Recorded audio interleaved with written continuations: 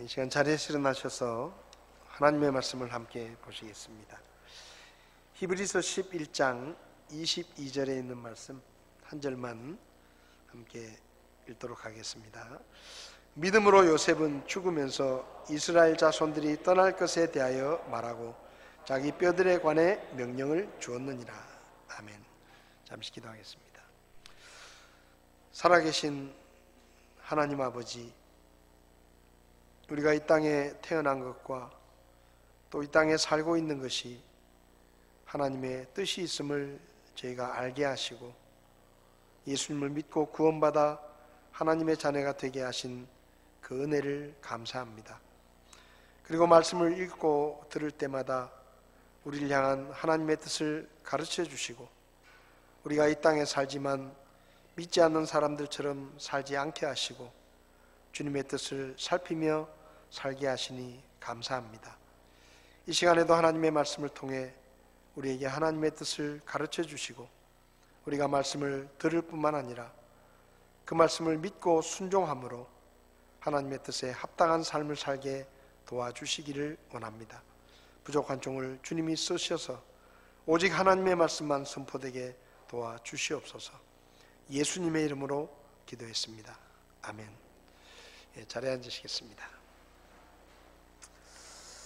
2023년 들어서 코로나 기간 동안에 혹시라도 약해져 있는 우리의 믿음이 다시금 회복되었으면 좋겠다, 그런 마음으로 선진들의 믿음을 회복하라라는 주제로 주일 아침에 말씀을 나누고 있습니다. 지금까지 7 선진들의 믿음을 살펴보았습니다. 하나님께서 받으실 만한 예배를 드린 믿음 때문에 최초의 순교자가 되었던 아벨, 그리고 365년을 살면서 하나님과 함께 걷다가 죽음을 보지 않고 곧바로 하나님의 나라로 올라간 에녹, 500년을 살면서 한 번도 홍수가 나는 것을 본 적이 없지만 하나님께서 홍수로 심판하시겠다는 말씀을 하셨을 때 그 말씀을 믿고 방주를 만들어서 가족을 구원하고 홍수 이후에 새로운 인류의 조상이 되었던 노아, 그리고 75세의 적지 않은 나이에 하나님의 말씀을 듣고 고향과 친척, 아버지 집을 떠나서 우상과 우상의 땅을 버리고 하나님을 믿기로 선택하고 믿음의 조상이 되었던 아브라함, 그리고 90세가 될 때까지 자식을 낳지 못했지만 하나님의 약속을 붙들고 마침내 90세에 첫 아들을 낳았던 아브라함의 아내 사라, 그리고 아버지 아브라함의 믿음을 물려받아서 하나님의 뜻에 대해서는 절대적으로 순종하고 하나님의 뜻을 행했던, 그리고 기도의 능력을 믿고 후손들을 축복했던 이삭을 살펴보았습니다. 또 젊은 시절에는 믿음보다 인간적인 꾀를 더 추구하고 사람의 방법으로 무언가를 하려고 했었던 그런 삶을 살았지만 노년에 하나님 앞에 믿음을 고백했던 그런 야곱의 삶도 살펴보았습니다. 이렇게 7 사람의 믿음에 대해서 히브리서 11장은 그러나 믿음이 없이는 하나님을 기쁘시게 하지 못하나니 그분께 가는 자는 반드시 그분께서 계시는 것과 또 그분께서 부지런히 자신을 찾는 자들에게 보상해 주시는 분이심을 믿어야 한다 라고 말씀하시면서 이 히브리서 11장에 기록된 믿음의 선배들이 하나님이 계신 것을 믿었다, 그리고 부지런히 하나님을 찾는 사람들에게 하나님의 상급으로 보상해 주시는 그 하나님을 믿었다, 그렇게 이야기하면서 그들은 사는 동안에 하나님을 기쁘시게 하는 자라고 하는 증언을, 인정을 받았던 사람들이다 라고 말씀합니다. 우리는 누구나 하나님을 기쁘시게 하기를 원합니다. 구원받은 사람은 누구나 그런 마음이 있겠죠. 내가 어떻게 하면 하나님을 기쁘시게 할 수 있을까? 성경은 하나님을 기쁘시게 할 수 있는 방법을 애매하게 말씀하지 않고 확실하게 이야기하고 있습니다. 믿음이 없으면 하나님을 기쁘시게 할 수 없다. 하나님을 기쁘시게 하는 것은 우리의 믿음이다. 여러분, 솔직히 하나님은 다른 거 필요 없습니다. 하나님은 이 세상 모든 것의 주인이시기 때문에 그분에게는 누군가의 돈이 필요하지 않습니다. 그분에게는 사람의 지혜가 필요하지 않습니다. 그분에게는 누군가의 도움이 필요하지 않습니다. 누군가의 힘이나 누군가의 수고가 그분에게는 전혀 필요하지 않습니다. 그래서 하나님은 그런 것들로 하나님을 기쁘시게 할 수 없기 때문에 믿음을 통해서, 나를 믿고 신뢰하는 믿음을 통해서 너희들이 나를 기쁘게 할 수 있다. 그렇게 말씀합니다. 헌금을 드리더라도 그 돈이 하나님을 기쁘시게 하는 것이 아니라 그 헌금을 드리는 믿음이 하나님을 기쁘시게 하는 것이고, 교회 안에서 이런저런 봉사를 하고 많은 일을 하더라도 그 일하는 것이 하나님을 기쁘시게 하는 것이 아니라 그 일하는 사람이 가지고 있는 하나님을 향한 믿음이 하나님을 기쁘시게 하는 것이다 라고 우리에게 말씀하신 것입니다. 그래서 우리는 무엇을 하든지 우리가 정말 믿음으로 하고 있는가, 하나님이 살아계신 것과 그리고 그분이 그분을 부지런히 섬기는 사람들에게 잊지 않고 보상해 주시는 하나님이시라는 것을 정말로 믿는 그런 믿음으로 우리가 예배도 드리고 기도도 하고 헌금도 하고 봉사도 하고 전도도 하고 교회 일을 하는 것인가 하는 것을 항상 돌아보아야 할 것입니다. 오늘 본문에는 요셉이라는 사람이 나옵니다. 성경에 요셉에 관한 기록이 아주 많이 기록이 되어 있습니다. 그런데 히브리서 11장 22절은 요셉의 믿음에 대해서 딱 한 구절로 압축하고 있습니다. 믿음으로 요셉은 죽으면서 이스라엘 자손들이 떠날 것에 대하여 말하고 자기 뼈들에 관해 명령을 주었다. 오늘부터 몇 주간 동안 이 요셉의 믿음에 대해서 살펴보려고 하는데요. 오늘은 젊은 시절의 요셉의 믿음에 대해서 좀 생각해 보려고 합니다. 우리가 아는 것처럼 요셉은 야곱의 12아들 중에 11번째 아들입니다. 그리고 야곱이 가장 사랑했던 아내인 라헬이라는 아내가 처음으로 낳은 첫 번째 아들이었습니다. 야곱은 라헬을 너무 사랑해서 자기 인생의 14년을 통째로 돈 한 푼 받지 않고 한 여자를 얻기 위해서 인생을 바칠 만큼 라헬을 지극히 사랑했던 남자였습니다. 근데 라헬과 결혼을 했는데 아이를 낳지 못했죠. 사랑하는 아내에게서 아이를 얻지 못하고 조금 덜 사랑하는 아내들에게서 자녀들이 많이 태어납니다. 그러니까 야곱의 늘 바람은 그거예요. 언제 내가 사랑하는, 정말 내가 사랑하는 저 라헬이 아이를 낳을까? 오매불망 기다리는 거예요. 물론 다른 자식들도 귀하지만은 자기가 정말로 사랑하는 그 여자에게서, 아내에게서 아이를 갖고 싶은 것입니다. 그래서 간절히 기도하고 하나님 앞에 도움을 청해서 처음으로 낳은 아들이 바로 요셉입니다. 11번째 아들이지만 얼마나 이뻤겠습니까? 부모님들이 특별히 막내에 대해서 사랑이 많이 간다고 이야기하잖아요. 그러니까 이 요셉은 자기 밑에 베냐민이라는 동생이 있지만 거의 막내는 마찬가지예요. 그리고 야곱이 그렇게 사랑했던 아내에게서 태어난 첫 아들이니까 얼마나 귀엽고 예쁘고 그랬겠습니까? 그래서 아버지가 특별히 사랑을 해가지고 다른 애들한테는 해주지도 않은 아주 좋은 옷을 해 입혀가지고, 그리고 늘 요셉을 끼고 사니까 그 요셉 위에 있는 10명의 형들이 요셉을 미워할 정도로 아버지는 특별히 요셉을 사랑했습니다. 그래서 미움을 받았죠. 부모들이 잘해야 됩니다. 자식들을 편애하면 안 돼요. 그 진짜 조심해야 돼요.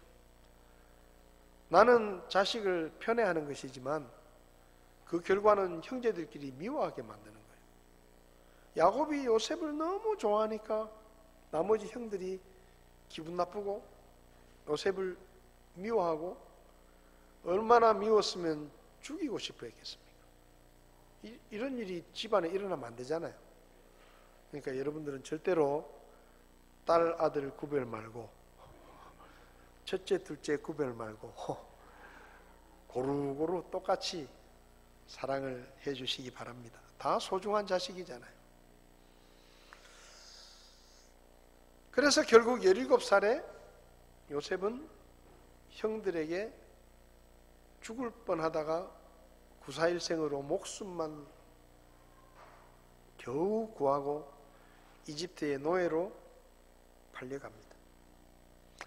이집트에 가서 호위대장인 파라오의 호위대장인 보디발의 집에 노예로 팔려갔는데 하나님께서 도와주셔서 잘 지내게 되었고, 주인의 사랑과 인정을 받아서 그 집 살림을 다 도맡아 하는 일을 하면서 꽤 안정된 삶을 편하게 살았습니다.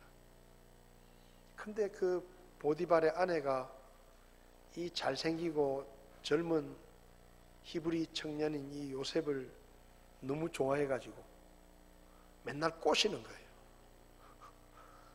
근데 요셉은 또 하나님을 믿는 사람이니까 자꾸 꼬시니까 그걸 뿌리쳤는데 어느 날 갑자기 이 여자가 종들을 다 밖에 내보내고 요셉과 단둘이 있으면서, 야, 나하고 둘뿐이야. 그러니까 걱정하지 마. 내가 잘해줄게. 그래가지고 요셉을 적극적으로 유혹하면서 옷을 붙으니까 요셉이 깜짝 놀래가지고 겉옷을 벗어놓고 도망을 쳤습니다. 여러분, 하나님 앞에 죄를 지을 것 같을 때는 도망가는 게 상책입니다. 나는 안 해, 나는 괜찮아, 그러고 버티고 있다가 잘못될 수 있으니까 하나님 앞에 뭔가 죄를 지을 것 같으면 빨리 도망가는 게 제일 좋습니다. 요셉이 도망을 쳤습니다. 근데 돌아온 것은 누명을 쓰고, 주인의 아내를 겁탈하려고 했다는 누명을 쓰고 감옥에 갇히게 되죠.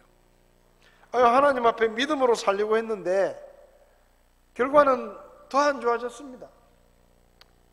그래도 할 수 없죠. 감옥에 갇혀서 감옥에서도 또 열심히 성실하게 살았고, 하나님이 도와주셔서 그 감옥의 책임자에게도 인정을 받아가지고 죄수들을 전부 관리하는 또 책임자가 돼가지고 또 나름대로 감옥에서 좀 편해집니다. 그 감옥에 파라오의 신하 2사람이 왔다가 꿈을 꿨는데 요셉이 꿈을 해몽해 주니까 요셉이 해몽해 준 대로 한 사람은 처형을 당하고 한 사람은 복직이 되죠. 그래서 요셉이 그 복직되는 사람한테, 여보시오, 나는 누명을 쓰고 억울하게 지금 욕살이를 하고 있으니 당신이 복직이 되면 당신의 왕에게 이야기를 해가지고 내 사정을 좀 살펴주시오 하고 부탁을 했는데, 이 사람이 나가더니 소식이 없어요. 자기는 살았다고 그냥 재미나게 사는지 정신이 없어가지고 요셉을 까마득하게 잊어버렸어요. 2년쯤 지났을 때 이집트 왕 파라오가 요상한 꿈을 꿉니다. 그래가지고 꿈을 꾸고 나서 이집트의 꿈을 해몽한다고 하는 똑똑한 사람들을 다 불러 모아놓고, 야, 내가 꿈을 꿨는데 이상한 꿈을 꿨다. 도대체 이 꿈이 너무 생생한데 이 꿈이 무슨 뜻인지 모르겠다. 그러니까 너희들이 좀 풀어봐라. 근데 이집트에 내노라는 사람들이 아무도 그 꿈을 해몽하지도 못해요. 근데 이 요셉의 꿈 해몽을 듣고 복직된 신하가 그때 번뜩 요셉이 생각나는 거예요. 그래서 왕에게, 왕이시여, 저 내가 감옥에 갔을 때 몇 년 전에 내가 잘못해가지고 죽을 뻔한 적이 있지 않습니까?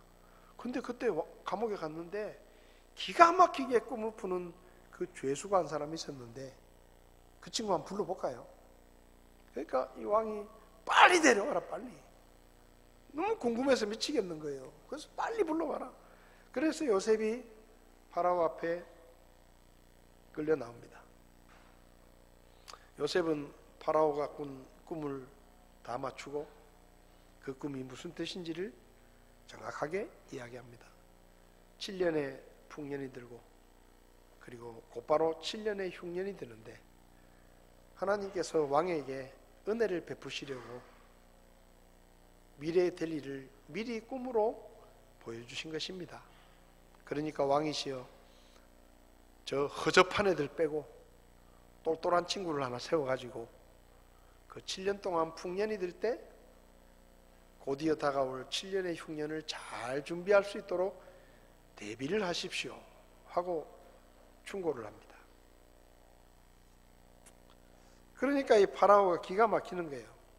자기 나라에 똑똑하다는 사람들은 아무 소리도 못하는데 그 외국에서 노예로 팔려온, 그것도 주인 아내를 겁탈하려다가 미수에 그쳐가지고 그 파렴치한 죄를 짓고 감옥에 갇혀있는 그 청년이 그 꿈을 완벽하게 풀어놓는 겁니다. 그러니까 왕이 반했죠. 그래서 요셉을 총리로 세웁니다.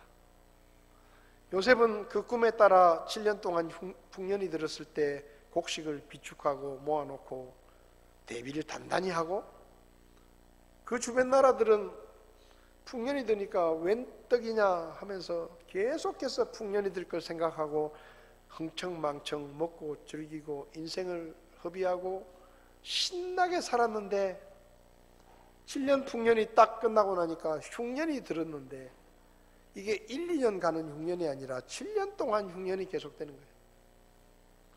그러니까 한 2, 3년 지나니까 이제 곡식이 다 떨어져 가지고 이집트에는 곡식이 있다더라.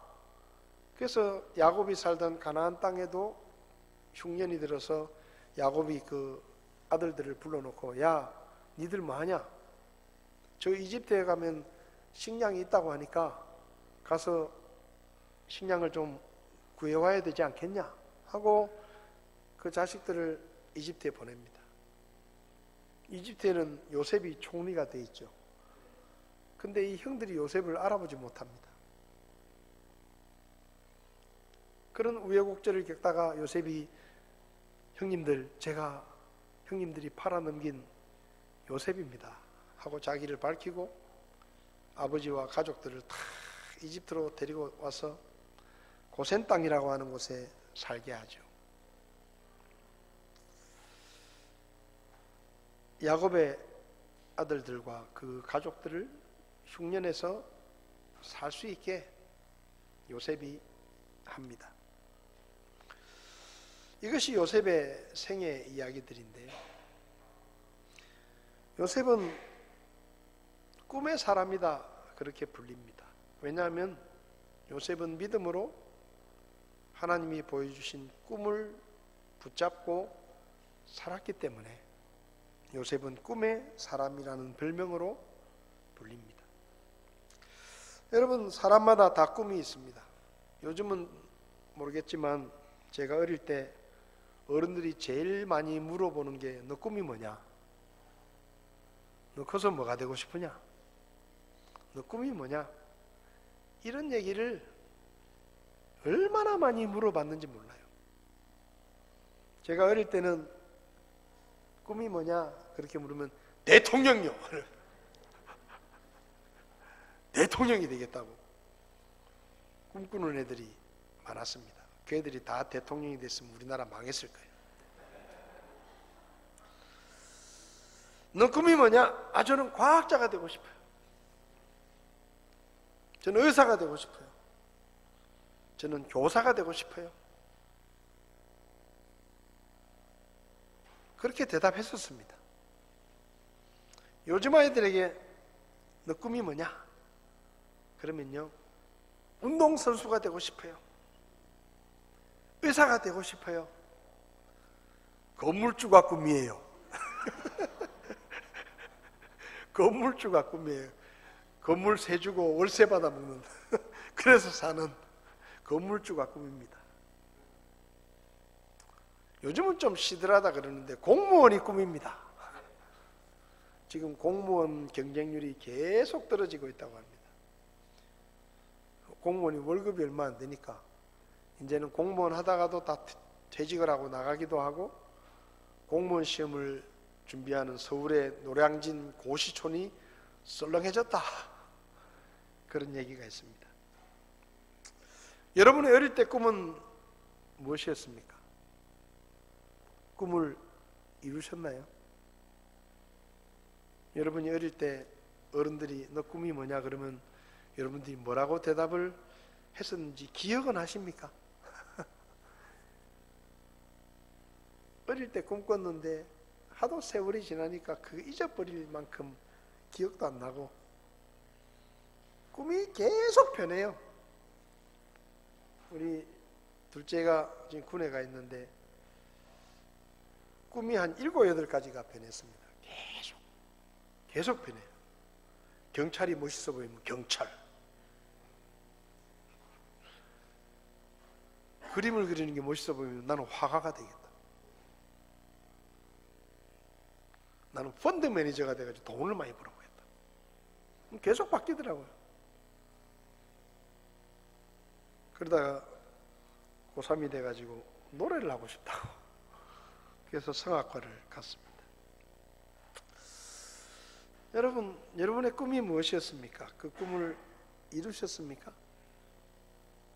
물론 잠잘 때 꾸는 꿈이 꿈이지만 그 꿈이라는 말은 미래에 자기가 원하는 것이 꿈일 수도 있습니다. 사실은 우리가 잘 때 꾸는 꿈들이요, 우리가 평상시에 생각하고 있었던 우리의 생각과 우리의 바람, 우리의 희망, 이런 것들과 굉장히 관계가 있는 내용들이 꿈으로 나타난다고 합니다. 물론 우리는 그 꿈을 잘 기억하지 못해요. 그런데 어떤 분들은 꿈을 정말로 잘 기억하는 분이 있어요. 우리 집에도 한 분 있습니다. 이분은 꿈을 정말 잘 기억합니다. 꿈을 아주 스펙타클하게 꿉니다. 하룻밤 사이에 수십 가지의 꿈을 꾸는데 그 중에 여러 개의 꿈을 기억합니다. 미래에 되고 싶은 꿈, 너 꿈이 뭐냐? 요셉은 별로 꿈이 없었습니다. 왜냐하면요, 부족한 게 없었거든요. 아버지가 늘 자기를 사랑해주고 갖고 싶은 거 있으면 다 갖다주고 챙겨주고 자기를 사랑해주고, 그러니까 뭐 꿈꿀 필요도 없어요. 그냥 바라는 게 있으면 말만 하면 돼. 아빠 뭐 갖고 싶어, 아빠 뭐 먹고 싶어. 그러면 야곱이 그냥 정신을 못 차릴 만큼 요셉이 뭘 원하는 게 있으면 그냥 해주는 거예요. 그러니까 꿈꿀 필요가 없어요. 말만 하면 돼. 그렇게 살았어요. 17살이 될 때까지. 근데 17살이 되어서 꿈을 꿉니다. 자기가 바라는 꿈을 꾼 게 아니라 이상한 꿈을 꾸었어요. 2가지의 꿈을 꿨는데, 첫 번째는 들에서 곡식단을, 추수단을 묶고 있는데 자기 곡식단은 가만히 서 있는데 형들이 묶어놓은 곡식단이 삥 둘러서더니 자기 곡식단에게 꾸벅 절을 하는 거예요. 여러분, 정말 이상한 꿈이잖아요. 그러니까 요셉이 그 꿈을 생생하게 기억하는 겁니다. 한 번도 그런 꿈을 꿔본 적이 없는데 이상한 꿈을 꾼 거예요. 그래서 요셉은 철딱선이 없는 그런 아들이잖아요. 아버지의 사랑을 받으니까. 그러니까 속도 없이 형들에게 가서, 형! 내가 꿈 꿨는데 한번 들어봐.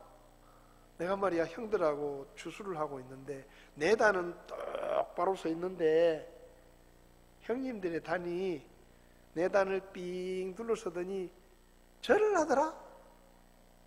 야고르지. 철딱선이가 없으니까. 내가 대장 될 거야. 내가 대장. 형들은 다 내 하수야. 그러면서 막 잘난 체를 하니까 이 형들이 안 그래도 미워 죽겠는데 열불이 나는 거예요. 그래가지고, 야, 네가 무슨 대장이 된단 말이냐? 우리가 너한테 뭐 절이라도 한단 말이냐? 이 나쁜 놈의 자식 말이야. 안 그래도 미워 죽겠는데 꿈도 그런 꿈을 꾸냐? 하고 막 욕을 하고 야단을 칩니다. 그리고 두 번째 꿈을 꿨는데 두 번째 꿈은 더 이상해요. 하늘에 해와 달과 별들이 자기 별에게, 자기의 요셉에게 절을 하는 거예요. 해와 달과 별들이 절을 하는 거예요. 그러니까 요셉이 또 할 말이 생겼잖아요. 지난번에는 형들 코를 내가 납작하게 해줬는데 이번엔 더 크다. 해와 달과 별들이 나한테 절을 하더라. 그러니까 두 번째 꿈은 아버지도 있을 때 얘기를 했어요. 근데 형들이 부글부글, 아버지가 있으니까 말은 못하고 부글부글 하는 거 있는데 아버지가 한마디 합니다. 야 이놈아, 뭐 그런 개꿈을 꾸고 있냐? 그럼 해와 달은 엄마 아빠를 얘기하는데 그러면 엄마 아빠하고 네 형들이 너한테 절한단 말이냐? 말 같지도 않은 소리 하고 있네. 땡! 그러면서 야단을 쳤습니다. 아무리 이뻐해도 말도 안 되는 얘기죠. 자기 부모가 자기한테 절을 한다니, 이런 배은망덕한 그런 꿈을 꾸고 그것도 떠벌리고 다니고. 근데 중요한 게 뭔가 하면 이 꿈이 요셉이 꾸고 싶었던 꿈이 아니라 하나님이 보여주신 꿈이라는 겁니다. 요엘서 2장을 보면 28절에 그 뒤에 내가 내 영을 모든 육체 위에 부어주리니 너희의 아들 딸들은 대언을 하며 너희의 늙은이들은 꿈을 꾸고 너희의 젊은이들은 환상을 보리라. 하나님께서 말씀하십니다. 때가 되면 내가 내 영을 사람들에게 부어줄 텐데 내 영을 부어주면 너희의 아들 딸들은 대언을 하고 늙은이들은 꿈을 꾸고 젊은이들은 환상을 보게 될 것이다 라고 말했어요. 그런데 여기서 말하는 환상이 뭔가 하면 히브리어로 하존인데 이 하존이라는 말의 뜻은 보다, 주시하다, 예언하다 이런 뜻이 있습니다. 그러니까 하나님이 말씀하신 환상은 보는 거예요. 하나님의 꿈을 보는 것입니다. 우리가 일반적으로 말하는 꿈은 내가 원하는 것을 바라는 것이지만 성경에서 하나님이 말씀하시는 환상은 내가 원하는 것을 바라는 게 아니라 하나님이 원하시는 것을 보는 거예요. 요셉은 그걸 본 겁니다. 요셉에게 하나님이 요셉의 미래에 될 일들을 보여주신 거예요. 그래서 요셉은 아무 생각 없이 살다가 하나님의 꿈을 통해서 자기 미래를 본 겁니다. 여러분, 요셉은 17살이 될 때까지 한 번도 자기 형들이 자기에게 절하는 것을 바라거나 생각했던 적이 없었습니다. 요셉은 한 번도 자기 엄마 아버지가 자기한테 절을 할 거라는 것을 상상해 본 일도 없습니다. 근데 하나님께서 요셉에게 보여주신 거예요. 그의 미래에 그런 일들이 일어날 것이다.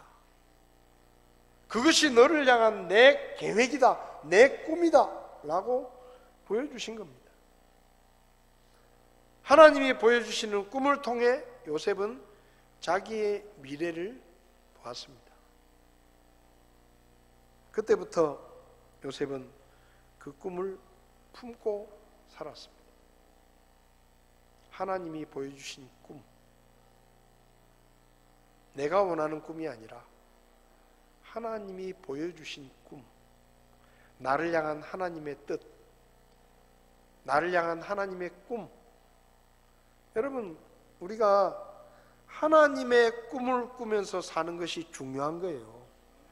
내 꿈을 꾸면서 사는 게 중요한 게 아니라 하나님의 꿈을 꾸면서 사는 것이 중요한 겁니다.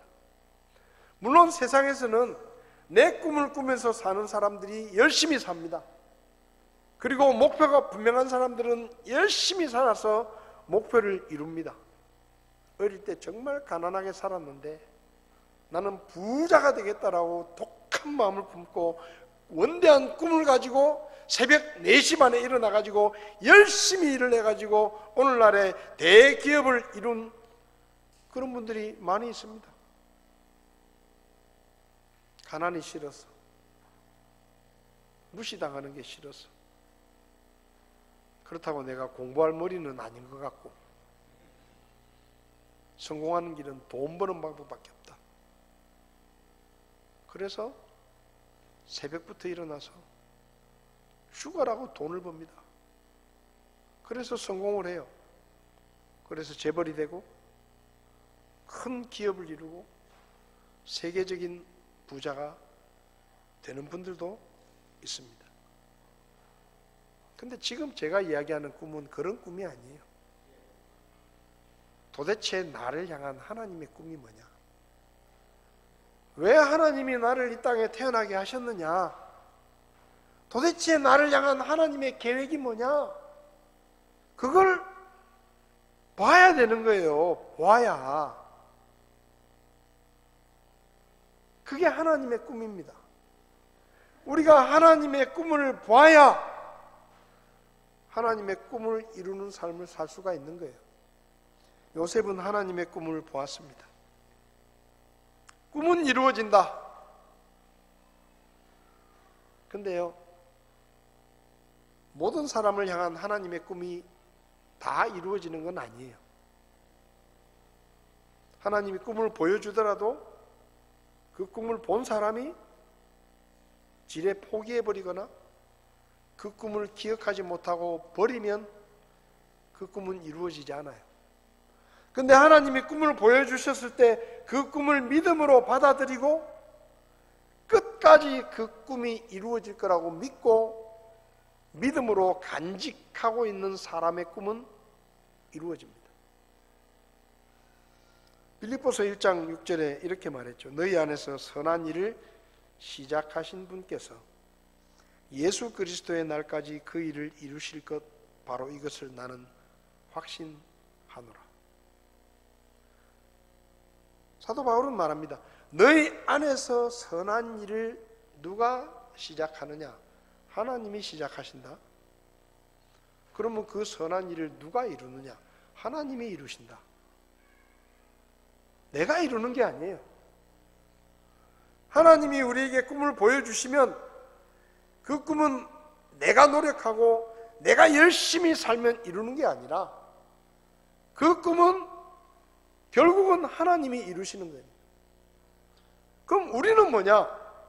하나님이 꿈을 보여주셨을 때 그 꿈을 보고 믿고 의심하지 않고 끝까지 그 꿈을 믿음으로 간직하고 있으면 때가 되면 하나님께서 이루신다는 말씀입니다. 그러니까 우리는 할 게 없어요. 우리는 할 게 없어. 그냥 믿기만 하면 돼요. 하나님이 보여주신 것을 믿음으로 받아들이고 정말 그렇게 될 것이다 라는 믿음을 가지고 하나님이 인도하시는 대로 따라만 가면 내가 가난하고 내가 힘이 없고 내가 아무것도 아니라도 하나님이 인도하시는 대로 그 꿈을 품고 믿음으로 따라가다 보면 하나님의 때에 이루시는 겁니다. 오늘날 많은 사람들이 하나님의 꿈을 봅니다. 그런데 보는 사람은 많은데 그것을 믿음으로 붙들고 끝까지 간직하고 하나님이 이루실 때를 기다리는 사람은 드물어요. 그래서 하나님이 꿈을 보여주시지만 하나님의 꿈을 이루는 사람들이 많지 않은 것입니다. 하나님은 우리를 향한 크고 놀라운 계획을 가지고 계십니다. 그리고 그 계획을 말씀을 통해, 때로는 꿈을 통해, 때로는 사람들을 통해 우리에게 그분의 계획과 뜻을 보여주십니다. 근데 그걸 붙드는 사람이 있어요. 자기는 아무것도 아니고 찌뿔도 아니면서 하나님이 주신 꿈을 붙드는 사람이 있어요. 그리고 그 꿈이 이루어질 것이라고 믿는 사람들이 있어요. 그 사람에게 하나님의 꿈이 이루어지는 것입니다. 비록 그 사람의 모습이 초라해 보이고 가진 것이 없고 현실과 상황이 점점점 어려워지지만 끝까지 그 꿈을 붙들고 믿음으로 사는 사람에게는 하나님께서 그 꿈을 이루시는 겁니다.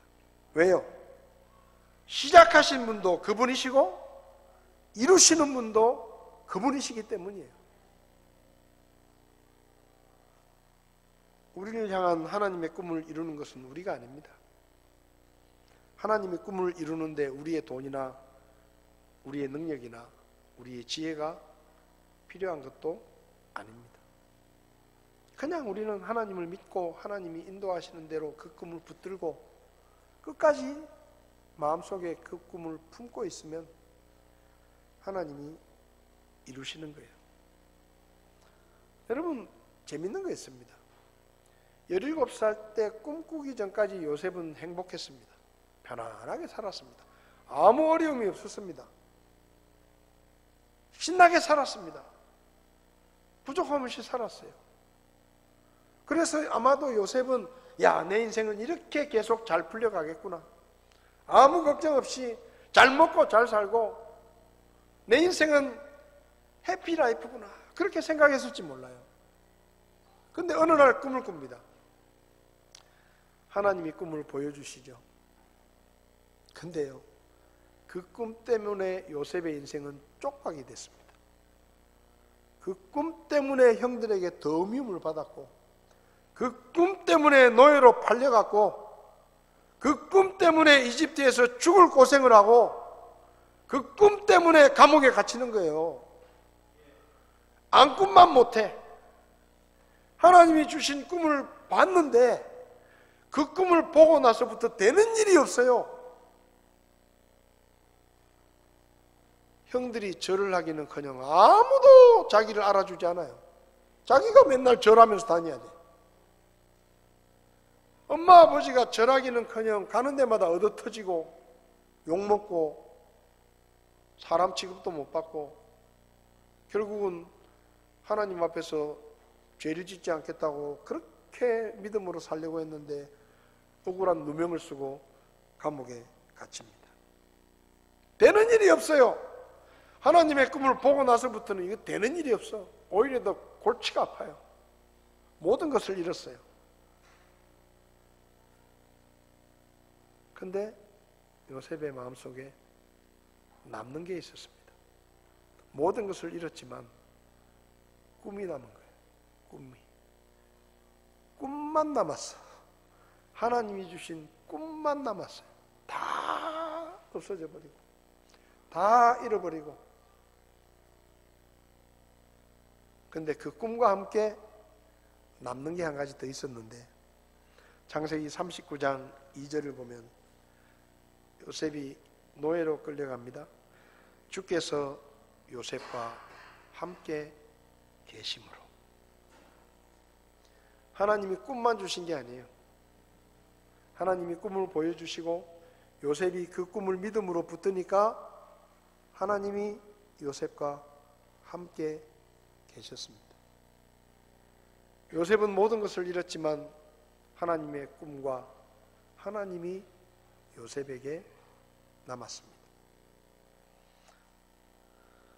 창세기 39장 21절부터 보면 감옥에 갇혔을 때도 그러나 주께서 요셉과 함께 계시고, 노예로 팔려갔을 때 그러나 주께서 요셉과 함께 계시고, 억울한 누명을 쓰고 감옥에 갇혔을 때 그러나 주께서 요셉과 함께 계시고. 왜 하나님께서 요셉과 함께 하십니까? 요셉이 꿈을 믿음으로 붙들었기 때문입니다. 요셉이 꿈을 믿음으로 붙드니까 하나님도 그와 함께 하시는 거예요. 왜? 그 꿈을 이루셔야 되니까. 이루시는 분도 하나님이시니까. 감옥에 갇혀 있었던 2년 동안 모두가 요셉을 잊었습니다. 근데 하나님은 그 감옥에 있는 요셉을 하루아침에 이집트 왕 앞에 끌어내십니다. 똑같은 방법으로, 꿈으로. 파라오의 꿈으로 꿈의 사람인 요셉을 불러내십니다. 그리고 그 외국인 노예 청년, 주인의 아내를 겁탈하려다가 미수에 그치고 감옥에 붙잡힌 파렴치범, 그 요셉이 하루 사이에 그 당시에 최강대국인 이집트의 총리가 됩니다. 이건요, 하나님만이 하실 수 있는 일이에요. 사람은 절대로 못합니다. 하나님이 하실 수 있는 일이에요. 그래서 하나님은 요셉을 불러내시는 거예요. 왜? 아직도 꿈을 품고 있으니까. 아직도 믿음을 가지고 있으니까. 하나님이 이루실 것이라는 믿음이 있으니까. 그 꿈을 시작하신 하나님이 꿈을 이루시기 위해서 요셉을 불러내시는 겁니다. 그리고 파라오 앞에 세우시고 파라오의 인정을 받고 총리가 됩니다. 그리고 어떤 일이 벌어졌죠? 11명의 형들이 10명의 형들이 와서 엎드립니다. 파라오 왕 앞에 요셉이 있고 요셉의 아버지와 어머니와 가족들이 다 와가지고 파라오에게 절을 합니다. 요셉도 그 옆에 있잖아요. 엄마 아버지와 형들이 요셉에게 절을 합니다. 이거 요셉이 계획했던 거 아니에요.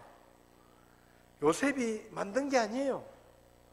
요셉이 한 일은 하나님이 꿈을 보여주셨을 때 그냥 그걸 믿음으로 붙들고 환경이 어떻게 되든지 상황이 어떻게 되든지 내가 엉망진창이 되고 아무런 가능성이 없는 그 시간에도 그 꿈을 믿음으로 포기하지 않고 붙들고 있었던 것이 요셉이 한 일이 전부입니다. 아무것도 한 게 없어요. 근데 때가 되니까 하나님이 움직이시고 하나님이 다 만들어 놓으시고 그 감옥에 있는 죄수를 불러내 가지고 하루아침에 이집트의 총리가 되게 하십니다. 이 사람같이 속에 하나님의 영이 거하는 사람을 우리가 어디서 찾겠느냐? 이집트 왕 파라오가 그렇게 말해요. 하나님의 영이 이 사람에게 있다.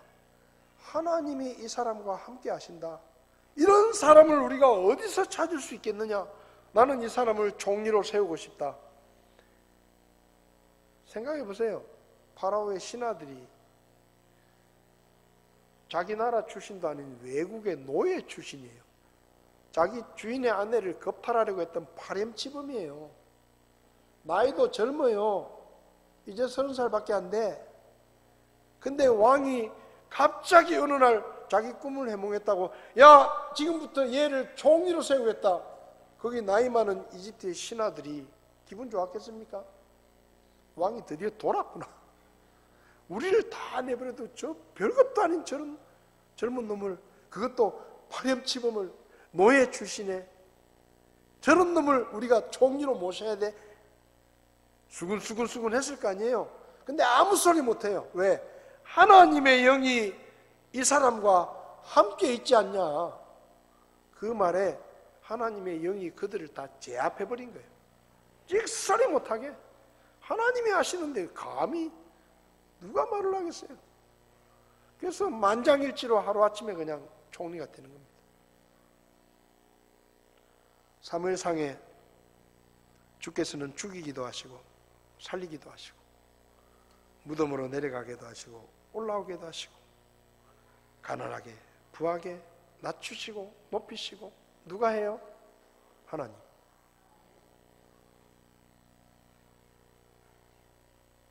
여러분, 우리에게도 각자에게 하나님이 주신 꿈이 있으실 겁니다. 보여주셨을 거예요.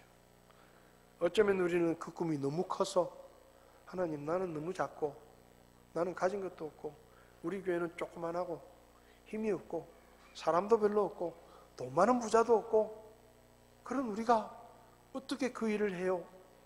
하는 물음표가 우리의 머릿속에 생길 수도 있습니다. 근데요, 그게 진짜로 하나님께로부터 온 꿈이라고 하면 그런 걱정은 할 필요가 없습니다. 왜요? 그건 하나님이 다 가지고 계세요. 요셉은 아무것도 한 게 없습니다. 하나님이 다 하셨어요. 하나님이 여러분에게 뭔가 보여주신 것이 있거든.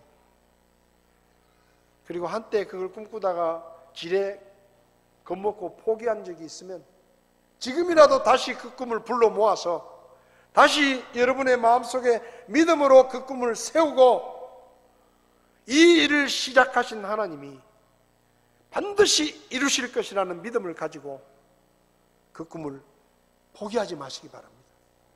붙드시기 바랍니다. 저도 처음부터 목사가 되고 싶었던 생각을 한 번도 한 적이 없었습니다. 저는 작가가 되는 게 꿈이었습니다. 근데 어느 날 하나님께서 너 목사해라. 안 해요. 하나님 안 해요. 제가 왜 목사를 합니까? 저는 목사 될 만한 사람도 아니고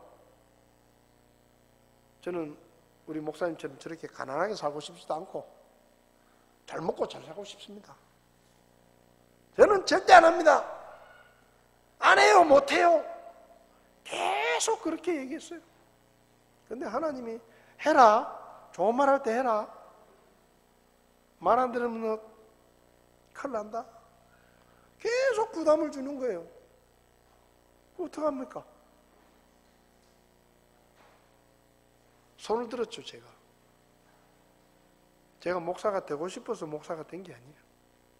하나님이 꿈을 보여주셨는데 안 돼요, 안 돼요, 안 돼요, 안 돼요, 못해요, 못해요, 못해요. 죽으라고 못해요, 못해요, 나는 안 해요. 그렇게 안 해보려고 생 노력을 다 했는데 하나님이 붙드시니까 안 되더라고요. 그래서 할 수 없이 지금 목회를 하고 있는 겁니다. 할 수 없이. 어쩔 수 없이. 정말로 안 하고 싶었는데 정말 안 하고 싶었어요. 지금은 그게 감사합니다. 하나님의 은혜구나. 그걸 세월이 가면 갈수록 더 크게 느끼고, 야, 나 같은 인간이 참 하나님의 일을 한다는 게 참 내가 생각해도 기적이다. 그런 생각이 들 만큼 감사하고 행복한 일인데 그때 몰랐거든요. 여러분에게 주신 하나님의 꿈, 혹시 포기하셨다면 다시 추스리십시오. 그리고 하나님께 이렇게 말하십시오. 하나님이 보여주셨으니 하나님이 책임지십시오. 저는 믿음으로 끝까지 포기하지 않겠습니다. 그러면 어느 날 하나님께서 우리를 세우시고 그분의 뜻을 이루실 것입니다. 기도하시겠습니다.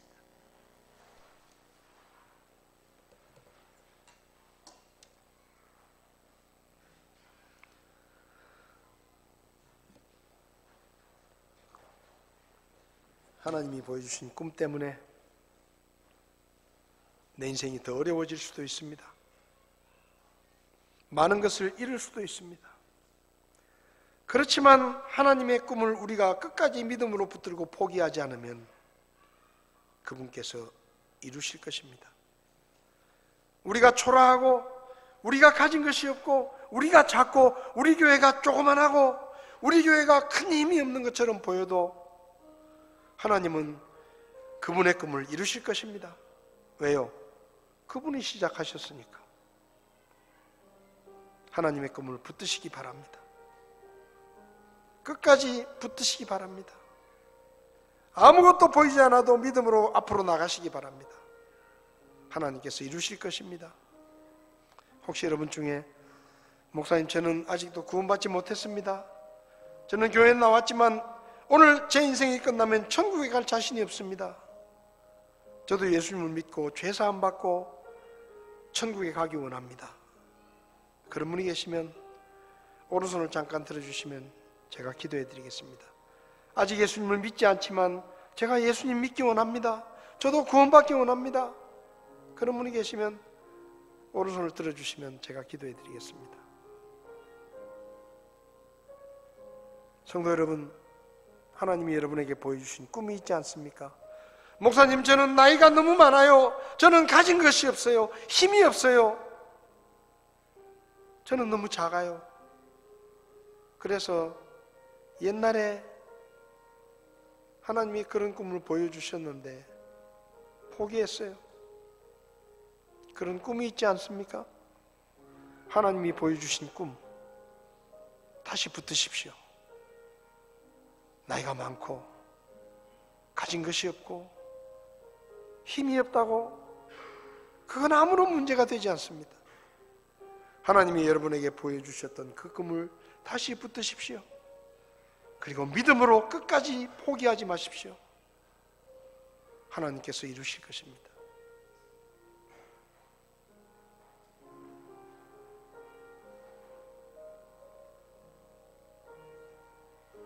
살아계신 하나님,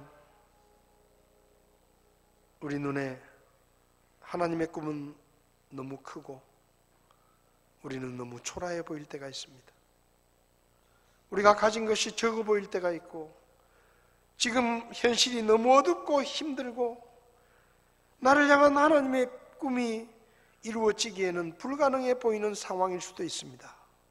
그렇지만 하나님이 시작하신 그 일을 하나님이 이루신다는 것을 기억하게 하시고 믿음으로 그 꿈을 붙들게 해주십시오. 우리 교회를 향한 하나님의 꿈을 우리가 믿음으로 붙잡을 수 있도록 도와주십시오. 주님께서 이루실 그날에 요셉처럼 하나님 앞에 쓰임받기를 원합니다. 저희를 도와주시옵소서. 예수님의 이름으로 기도했습니다. 아멘. 예배를 마치겠습니다.